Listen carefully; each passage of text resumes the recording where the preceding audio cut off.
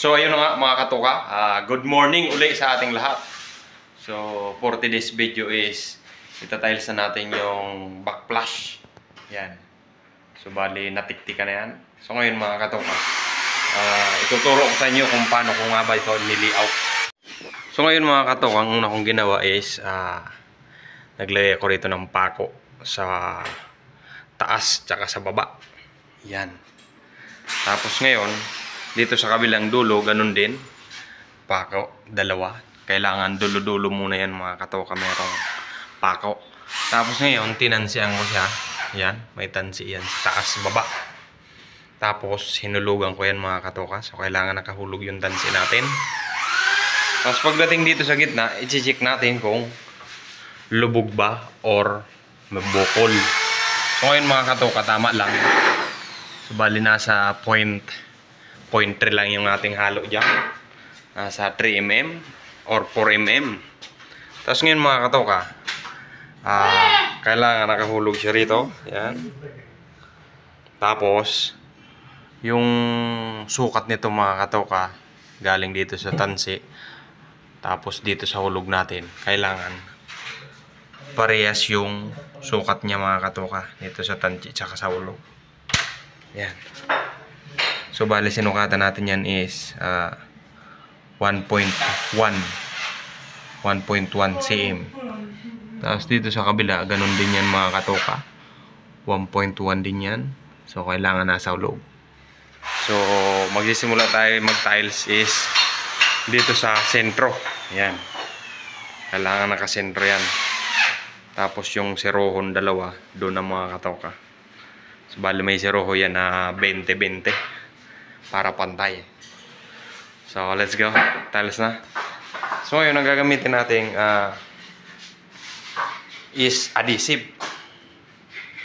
Para maganda mga katoka. Para kapit.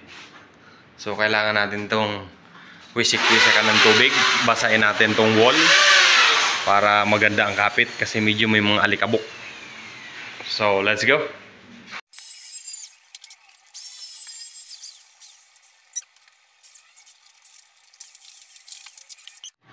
So ngayon mga katoka, bali ito yung gagamitin nating tiles. Ayan, may design siya. So ngayon, mariwas yan mga katoka. So kailangan basahin natin yan kasi sumisip-sip ng tubig kaagad yung ating tiles. So pag nilagay natin yung halo is matutuyo agad. So kailangan basahin natin.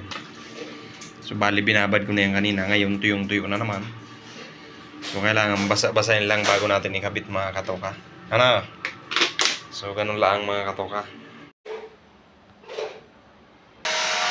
So yun mga katoka, hindi pala naka-on yung ating video. Nakalapat na tayo ng isa. Panay pakit pa naman ako sa camera, wala palang on. So itutuloy na natin yan. Let's go! So ayun na nga mga katoka. So bali nakalapat na tayo ng isa. So ngayon mga katoka, ang isa pang technique nito, pag naglalapat na tayo ng tiles, siyempre nagagalaw natin yung tansi. Kailangan may tanda kayo dito mga katoka sa pako kung saan nakapwisto yung tansi. Kasi pag ginagalaw natin to, baka sakaling mawala to sa dating hulog. So ngayon, kailangan i-check nyo lagi kung nasa tama pang alignment yung ating tansi. Kung nasa hulog pa ba. So ngayon mga katoka, gumawa ako ng surod. So bali surod ang tinatawag ko rin. Para yung ating halo, kailangan natin pantay. Kasi nasa hulog na yung ating wall, kailangan pantay yung ating halo. Yan mga katoka. So bali ang ginawa ko nito mga katoka is 1 cm lang yan.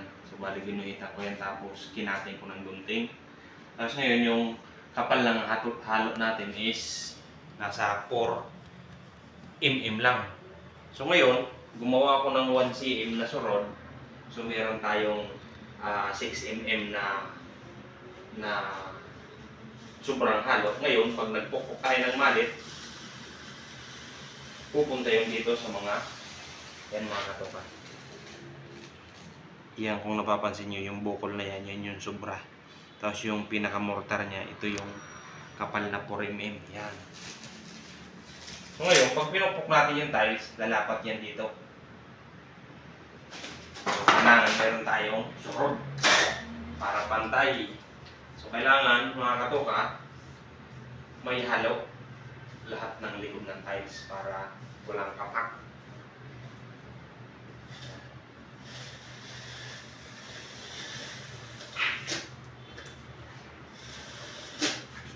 Yan mga katoka. So, thank you.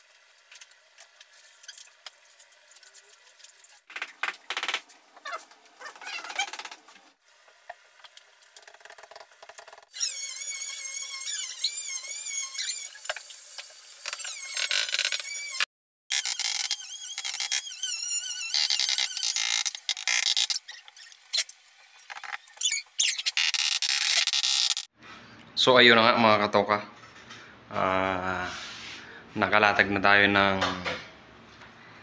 tiles. Ayan. So kitang-kita na yung design niya. So ngayon mga katoka,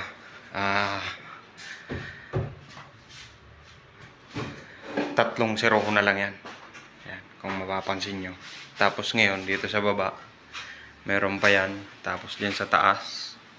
Tapos doon din sa may bandang washing machine, meron pa yan. Tapos isasalpak na lang yung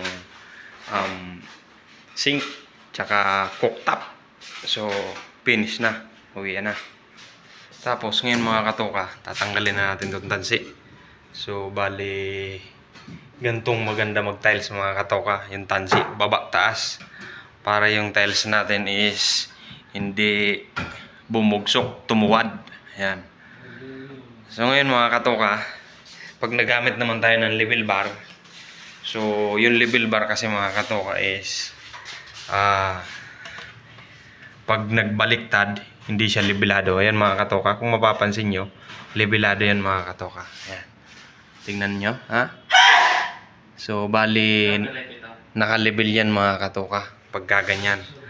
Pag nasa taas yung ating pang-level. Tapos ngayon, pag binaligtad natin,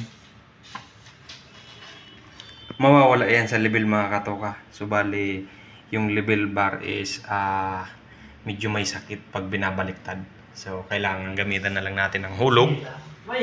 So kailangan gamitan na lang natin ng hulog. So bali, hulugan natin dito sa baba taas, para yung guide natin is yung tansi na lang, hindi na level bar.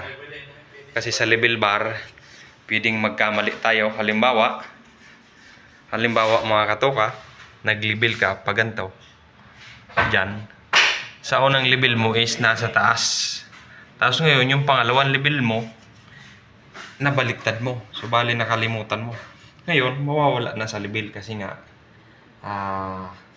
pag binaliktad yung level bar is wala sa level talaga mga katoka. So kailangan pag nagamit ng level bar, iisang direction lang yung level bar natin. So yun lamang mga katoka. Yan. So thank you for watching. Please like, share, and subscribe. So ayun na nga mga katoka, tapos na yung ating tiles. Ayan, yan yung magong design natin, yung parang Flappy Bird. Yan, dyan maglalaro yung Flappy Bird natin. So bali, okay na yung design niya. Yan yung tiles natin mga katoka. So bali, kunting kimbot pa, dali na to. Yan, siguro mga 3 kimbot na lang to mga katoka. Finish na yan. So bali, di ko muna nilalagay yung sink tsaka cooktop kasi madudumihan pa mga katoka.